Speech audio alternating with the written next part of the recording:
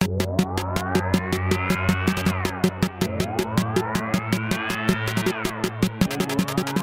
Cincinnati Bengals definitely have some wounds to lick after that debacle down in Tennessee.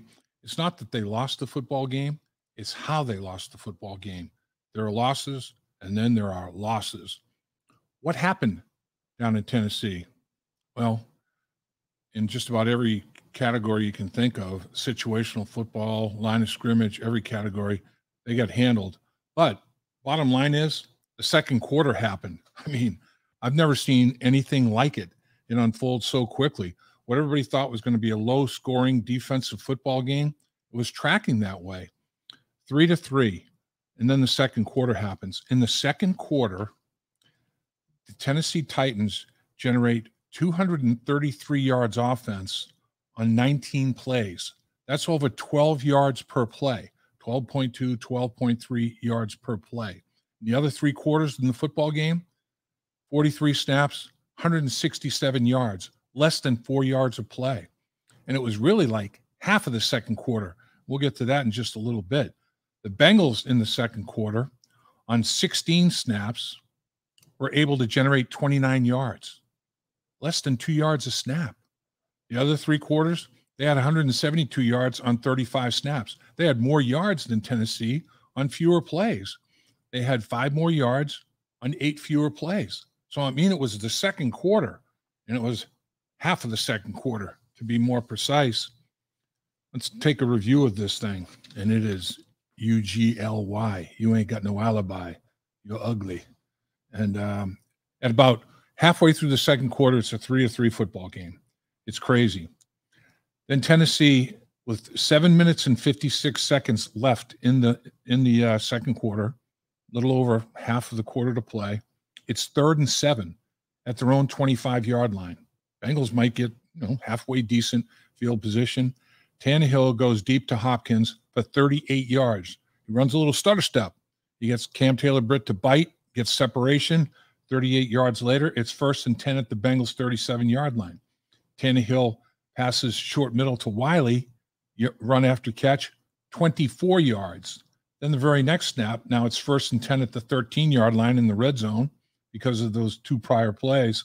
Tannehill passed short right to Westbrook Akine for a 13-yard touchdown. So in 3 snaps at the 7:56 mark, 3 consecutive snaps, they get 75 yards and a touchdown on those 3 snaps. The Cincinnati Bengals come out and go 1, 2, 3 and out. Joe Burrow passing completion. Joe Burrow passing completion.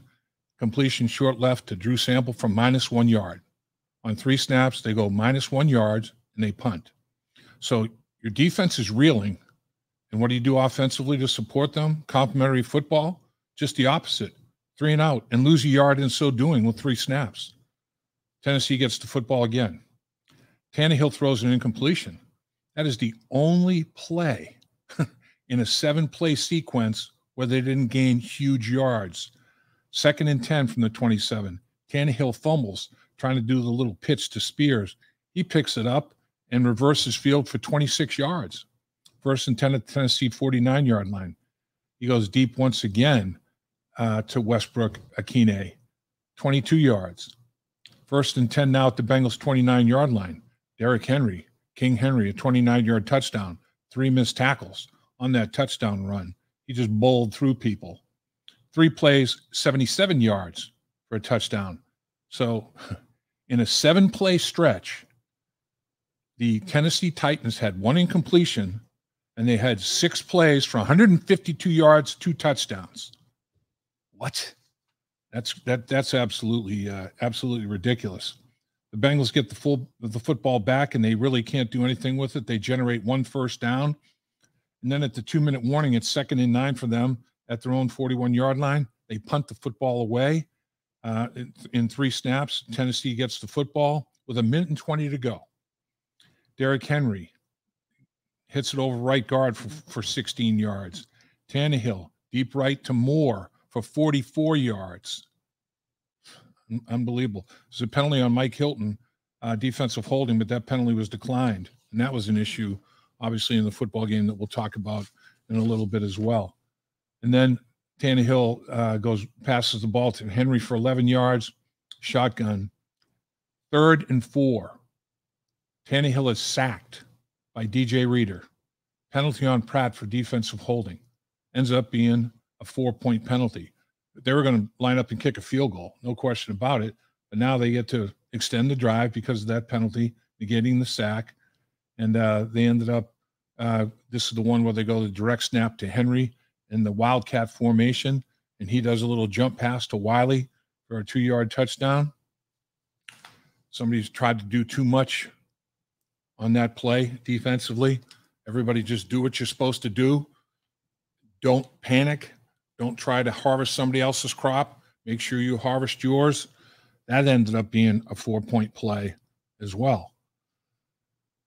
So, man, in a half a quarter, the self-destruction that took place and the execution that took place, in fairness to the Tennessee Titans, and the lack of execution that took place for the Cincinnati Bengals, really reared its ugly head in a very short time frame.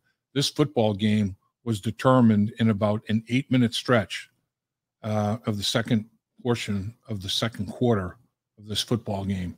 No two ways about it. Tennessee comes up with a big victory. But look, the week before, Tennessee got handled in Cleveland by the exact same score they beat the Bengals by. Will the Bengals be able to rebound like the Tennessee Titans did?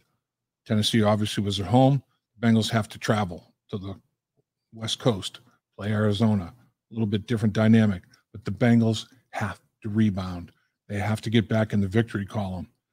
Granted, it's an NFC team, and the second win would be against 2 NFC teams. There are 2 victories. Don't have a win yet against the AFC. Don't have a win yet against the AFC North. 0-2 and 0-3 in the conference, respectively. But you got to start getting wins. That's the key right now. You can't think about anything else about this particular week. The NFL is 17 one-game seasons. There are great examples of it. Tennessee Titans are a great example of it. They got thrashed by Cleveland. 92 yards offense. King Henry rushed for 20 yards on 11 carries. Cleveland throttled them. They come right back and they throttle the Bengals. Look at what took place. 70 points put on the board by the Miami Dolphins against the Denver Broncos. They win by 50. They win 70-20. What happens? They go to Buffalo and they get thrashed, 48-20. I mean, tables totally reversed. Division rival on the road. You can't take one game to the next and think there's going to be a carryover. You can't say, oh, both this football team and the other have a common opponent, and this team lost to that team by 10, this team lost to that team by 13, so this one should be a 3-point favorite. Doesn't work like that. Been there. In the National Football League, there are different matchups every week.